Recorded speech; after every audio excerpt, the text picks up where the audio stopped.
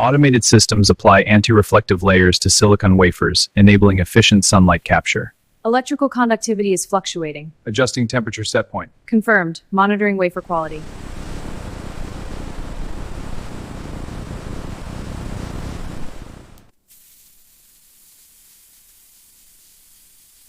Each solar cell is positioned precisely to maximize energy production.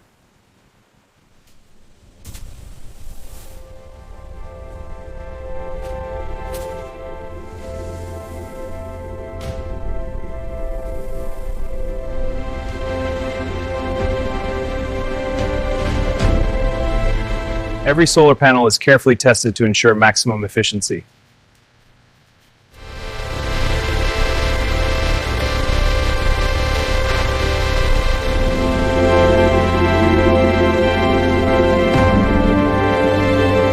And that's how solar panels are made, from start to finish.